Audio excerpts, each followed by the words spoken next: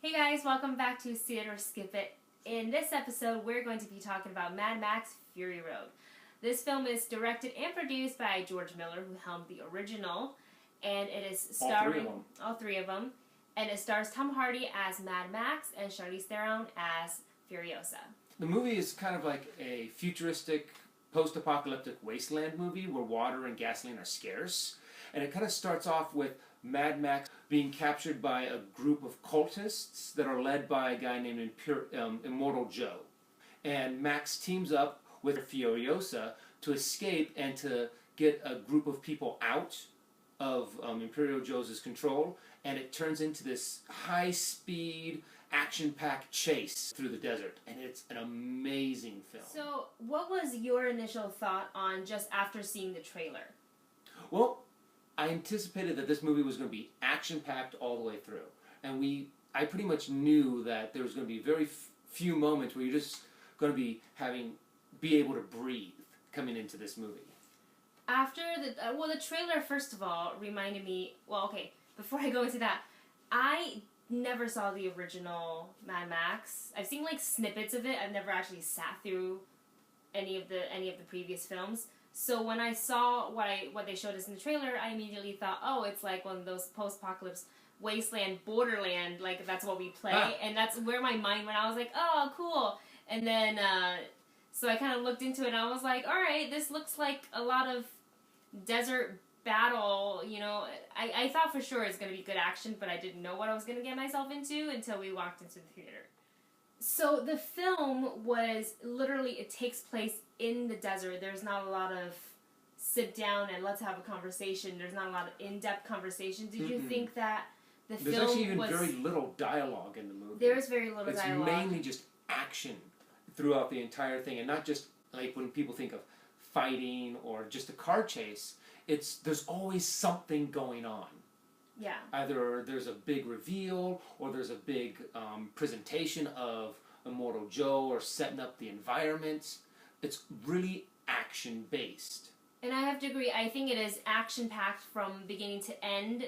There were obviously some dialogue, but I don't feel that it really slowed down the movie at all. I felt like it continued to move it forward. It just gave the audience time to take a breath. And that was something that I found out very interesting, too, that the lead character, Max, actually has fewer lines than almost everyone else in the movie, and yet he's the title character. And there were a lot of times where it kind of seemed more like a Furiosa movie, or say like more of an Immortal Joe movie, because it talked more about those characters than it did Max. Honestly though, but from what the other Mad Max movies are, it's more about this environment and what's going on in the world, and how Mad Max is Max is the thread throughout all these different stories that are happening. What I heard from other people that's seen the previous films before is that they're comparing how, Tom Hardy didn't have any lines, and it's really not his film, and it's Charlize kind of was starring and, carried the film, but I'm guessing that Max, that's his character, is man of few words, and apparently Mel Gibson had as few as 16 lines in one of the previous films, in the previous film that he was in. Yeah. And it didn't bother me that, this is a franchise, so we know it's Tom Hardy, and we know it's going to be about Max, and it's kind of nice for them to bring in another character that balanced out what it was, and even Charlize, if you think about it, she had a lot of screen time. She really didn't have that many lines. Still didn't have that much dialogue. It's not a very wordy film, but for me, I was totally okay with it. I remember reading a line that because she was so heavily featured in this film, that it kind of turned into a female empowerment, like you go girl kind of a film. Do you feel that that's kind of what it turned into? Not really. Because, a lot of people are trying to get that as a flaw in the movie, but it really was just these people banding together to try to escape. And let's face it, she was one of the leaders. She drove a war rig, so obviously she was good enough to handle something like that. As a girl, I love the good kick-ass, all about girls movies, so this didn't bother me at all, and I don't really see it as a flaw. What did you think of the fighting and the driving stunts in the film? the fight. I mean, us having a little bit of experience in different fight choreography, there was never a moment where I saw flaws in the fighting or I didn't believe the action that was going on. I love those cars. The cars are amazing. And did you know that George Miller, because what they filmed there had a lot of practical effects. Safety was like number one. They hired people that like rigged up the Olympic opening ceremony to do a lot of the stunts, because in the Olympic opening ceremony, you get one shot because it's live. Mm-hmm. So this was like, let's set it up as safe as we can.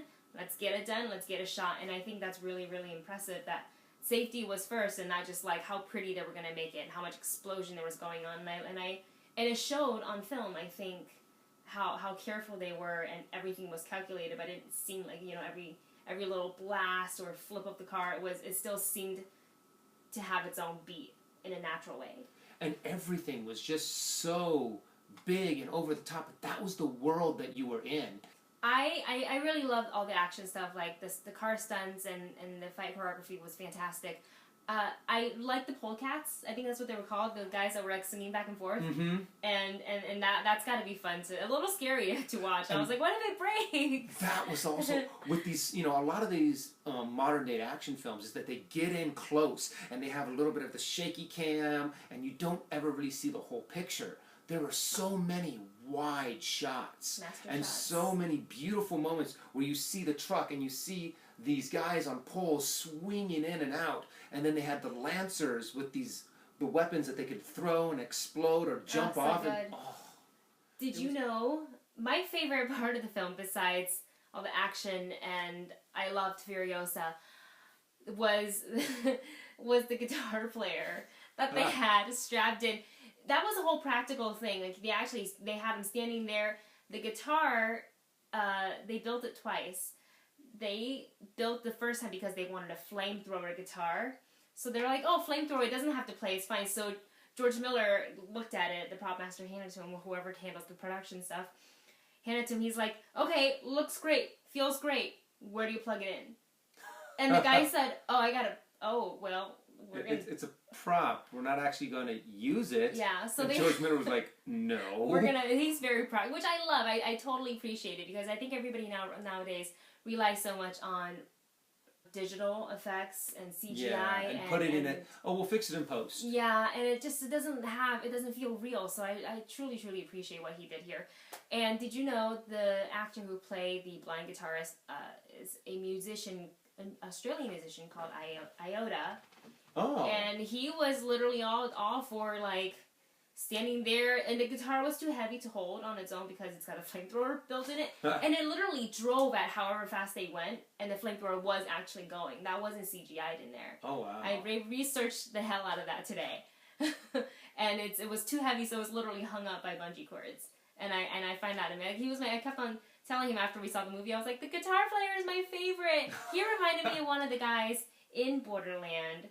That, like, one of the, I don't know what they're called, like the psycho guys? Yeah, the psychos. That does a lot, you know? Yeah, has the gun to his head. They just reminded me of it. It was so good. And that was something else that I really liked is, like I was saying before, the tribal part of it is that they had little pieces of that all throughout the movie. Like, right before they go out and start wanting to chase down Furiosa, they first go to this idol before they pick up the steering wheel for each car. And they pray to it. And there were moments of put it on the battle paint, and then put it on the chrome for their teeth when they thought they were about ready to die. So ritual. Yeah, their whole like quote, like, I live, I die, I live again, what a lovely day.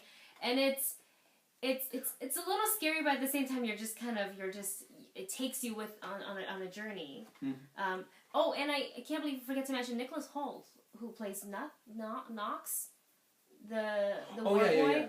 So good. Don't even realize that he is the same guy who played Beast. Until you're like, I saw the credit. Oh my God, that's him. Like, hey, that's him. It's got, his shaved head. Fantastic. And even though there's all of this action going on and all of these incredible scenes, there's still some parts where they have some incredible heart. Where where the war boy is looking at what he has done and reanalyzing his beliefs, and they're trying to escape. And there's Charlize Theron finding out what's happening to her past.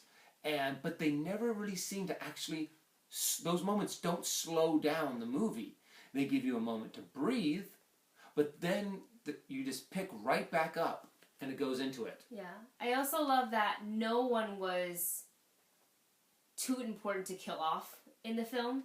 There were a lot of people, you know, where you see, you're like, oh, well, this line was really, really important to move that story into the next scene, and they're gonna stick around to the end. And then, like, a couple minutes later, you're like, oh, well, I guess not. So overall, would you recommend seeing this movie or skipping it? I think you can kind of tell how we feel about this movie. Yeah, I would definitely recommend seeing it, and we actually have friends who recommended seeing it in a larger theater, like an IMAX or Prime for AMC, if there's an AMC near you. Mm-hmm. Or an AMC that actually has an AMC Prime. Yeah, we're lucky enough where we live near an AMC where it has Prime, but we saw it in regular format, not and 3D. It was still awesome. Really, really good. I mean, there's maybe like 4 parts in the movie where you're just like, oh wow, I was holding my breath. Forget to breathe a little bit. What did you think? Would you say I'd definitely go see it. Even if you might have a problem with some of the story aspects that might seem a little, doesn't quite mesh or kind of like flow the way you might think, go to see the action and just, no one makes action movies like these anymore. The so style satisfying. and how much practical effects are being used. I mean, don't get me wrong, there's lots of CGI, but the fact that it wasn't all done CGI, it could have been, they could have easily have done it, but they, they have these great chases and these huge wide shots, and it's worth seeing it just for those awesome action shots. Alright, that's it, you guys, for this episode. Let us know what you think of the movie Mad Max Fury Road in the comments below. And also let us know what film you would like us to see next. If you want to connect with us, you can find me on Twitter and Instagram at WendyLeeZaney. And don't forget to like and subscribe this video. Tell them where they can find you. Well, there's nowhere. On Twitter and Instagram? Oh, I guess I'm on Twitter and Instagram at Dustin Zaney. And, well, no, I'm on Twitter. I'm not on Instagram. No, I am on Instagram. You're on Instagram now. Alright, you guys, thanks so much for watching, and we'll see you next time. Bye. Peace.